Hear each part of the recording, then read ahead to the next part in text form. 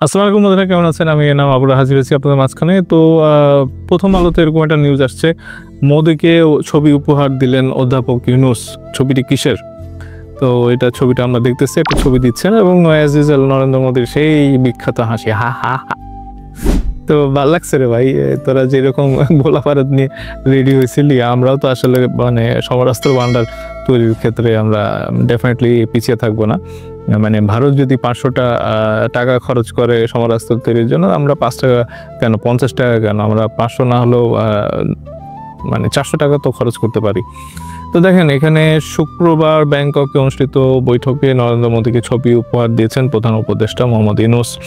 তো এখানে পুরনো একটা ছবি এবং অ্যাজ ইউজুয়াল মোদির মুখ থেকে যে হাসি আসছে, এবং এটাই ভালো লাগার একটা বিষয়। তো যাই হোক, এখন আমরা পারস্পরিক আসলে একটা বন্ধুত্ব বলবো না, একটা পারস্পরিক একটা ন্যূনতম সম্পর্ক তৈরি করে ওই শেখ হাসিনাকে ফেরত আনতে হবে, এবং এই শেখ হাসিনাকে আসলে বাংলাদেশে কোথায় নিয়ে যাবেন, এটা মানে এটা চিন্তা করেন, প্ল্যান করেন। আমার মতে মোদিকে আসলে বেনিফিট দিতে হবে। বেনিফিট দিলে তার মানে ডিসিশন পাল্টাইতে আমার ধারণা যে কি বলে দেরি হবে না আর কি। এবং এখানে দেখেন যে প্রধান উপদেষ্টা, একটু পড়ি আর কি। প্রধান উপদেষ্টা অধ্যাপক মোহাম্মদ ইউনূস আজ শুক্রবার থাইল্যান্ডের রাজধানী ব্যাংককে দ্বিপক্ষীয় বৈঠকের সময় ভারতের নরেন্দ্র মোদীকে একটি ছবি উপহার দিয়েছেন। প্রধান উপদেষ্টার উপপ্রেস সচিব আব্দুল কালাম আজাদ মজুমদার আজ বাসসকে জানিয়েছেন, ছবিটি 2015 সালের 3রা জানুয়ারি ভারতের মুম্বাইয়ে অনুষ্ঠিত 102তম ভারতীয় বিজ্ঞান কংগ্রেসে অধ্যাপক ইউনূসকে স্বর্ণপদক প্রদানের।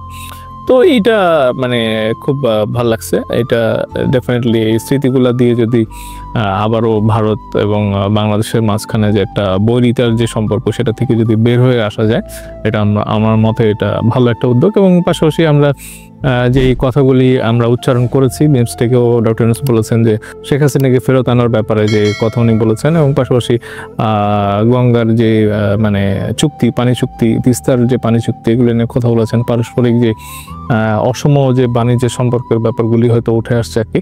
তো এখানে এবং পাশাপাশি তাদের যে পররাষ্ট্র যে সেক্রেটারি, আমি আমার আগের ভিডিওতে বলেছি, উনিও বাংলাদেশে মাইনরিটির মানে নির্যাতনের ব্যাপারে কনসার্ন, মানে উদ্বিগ্ন হয়েছেন তারা।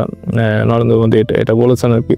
তো বিচার করা হবে, মানে তারা যেই কেসগুলি, আমার ধারণা যে একটা লিস্ট তাকে মানে ডক্টর ইউনূসকে তারা দিয়েছেন বা দিবে আর কি।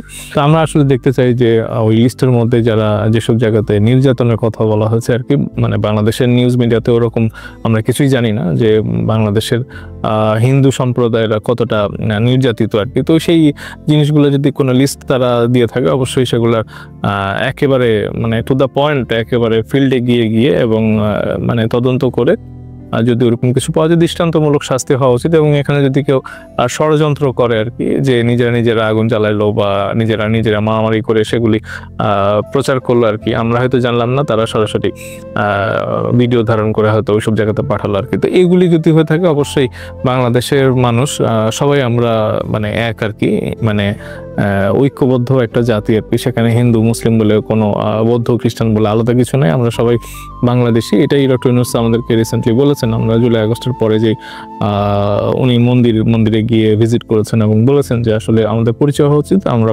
বাংলাদেশি এবং বাংলাদেশের মানুষ।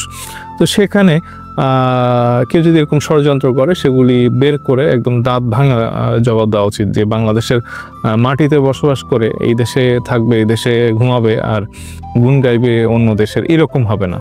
হ্যাঁ, এটা তারা যেন মনে প্রাণে বাংলাদেশকে ধারণ করতে পারে। এবং এটা ঠিক যে শেখ হাসিনার এই 16 বছরে মানে এই এসপি, ডিসি, তারপরে সরকারি যে দপ্তরগুলিতে একদম ব্যাপক হারে, মানে আমি তো দেখেছি যে কোনো ইসলামী বা মুসলিম সংগঠনের মানে প্রধানের চেয়ারেও মানে সনাতন ধর্মের লোকজনদেরকে বসাইছেন আর কি। তো এগুলি অপসারিত হয়েছে, এবং তাদেরকে আসলে এই মানে নতুন প্রেক্ষাপটটা মেনে নিতে হবে, এবং মেনে নিতে হবে আমাদের ডক্টর ইউনূসের বাংলাদেশ 2। এটা যদি তারা মানে বিশ্বাস করতে পারেন, হয়তো তাদের আগামী দিনের পথ চলা, আমাদের ঐক্যবদ্ধভাবে বাংলাদেশ হিসাবে পথ চলাটা সহজ হবে। আদারওয়াইজ যদি ভারতের ট্র্যাপে পড়ে বা শেখ হাসিনার ট্র্যাপে পড়ে তারা বাংলাদেশকে অশান্ত করার ব্যাপারে যদি কাজ করতে থাকে আর কি, তো এটা বাংলাদেশ হিসাবে আমরা মেনে নিব না, এবং এটা কেউই মানার কথা না আর কি। তো সেই জায়গাতে এই লিস্টটা তারা যদি ভারত সরকার যদি আমাদের কাছে দেয়, এটা একেবারেই ব্যাপক হারে তদন্ত হওয়া উচিত। এবং এখানে যদি বাংলাদেশিরা বাংলাদেশের মধ্যে থেকে যদি হিন্দু মুসলিম যেই হোক যদি দেশবিরোধী কোনো কাজ করে থাকে, তাকে অবশ্যই পানিশমেন্ট পেতে হবে আর কি। এটা খুব ভালো লাগছে এই ছবিটা দেখলাম। এবং আমার মতে যে ভারতের মাঝখানে যে গদি মিডিয়া তারা যে প্রোপাগান্ডা ছড়াচ্ছে আর কি, এবং আমরা আজকেও দেখলাম যে শিলিগুড়িতে তাদের যে মানে সমরাস্ত্র যে প্রদর্শনী হচ্ছে আর কি, মানে তারা ব্যাপক মানে সেনাবাহিনী জড়ো করতেছে ওখানে। এবং তারা এই যে ডক্টর ইউনূস বলেছিলেন যে 7 সিস্টারে বাংলাদেশে চাইনিজ ব্যবসায়ীরা পণ্য উৎপাদন করে 7 সিস্টার্সে তারা সরবরাহ করতে পারে। তো এটাতে তারা নিজেরা আবার নিরাপত্তাহীনতার কথা বলেছেন আর কি। তো আমরা আসলে আমাদের কাছে ওরকম সঠিক পরিসংখ্যান নাই যে প্রতি মাসে বাংলাদেশি বিজিবি বলি বা বিডিআর বলি যে মাসে 2-3টা করে হত্যা করেছে কবে, কিন্তু ভারতের বিএসএফরা যে মাসে 2-3টা করে হত্যা করেছে এটা আমরা গত 10 বছরের পরিসংখ্যান মানে হিসাব করলেই দেখতে পাই। মাসে 4টা-5টা পর্যন্ত তারা মানে কিলিং করেছে আর কি।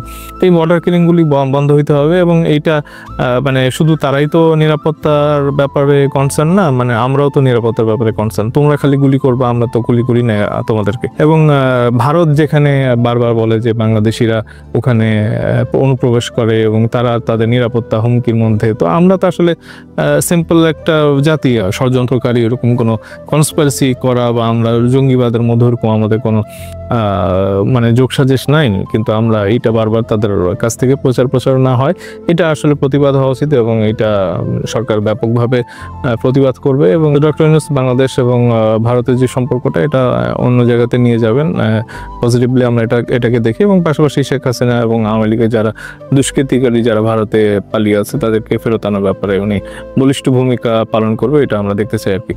তো ছবিটা ভালো লাগছে আমার মতে।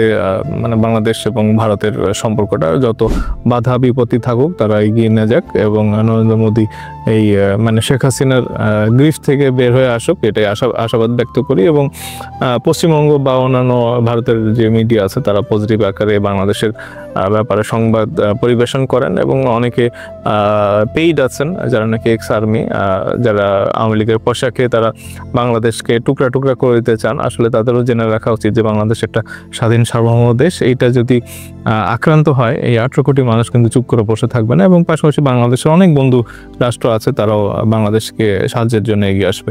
তো আপনারা যুদ্ধ খেলার এইসব চিন্তা বাদ দেন। আমরা 30 লক্ষ শহীদের বিনিময়ে এই দেশটা স্বাধীন হয়েছে, এবং এই প্রয়োজনে আবারও বুকের রক্ত ঝরানোর জন্য বাংলাদেশের মানুষ সদা প্রস্তুত আর কি।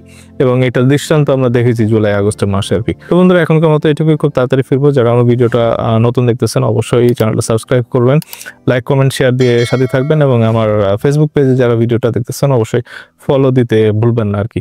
তো এখনকার মতো এটুকুই, খুব তাড়াতাড়ি ফিরতেছি। ধন্যবাদ সবাইকে। আসসালামু আলাইকুম।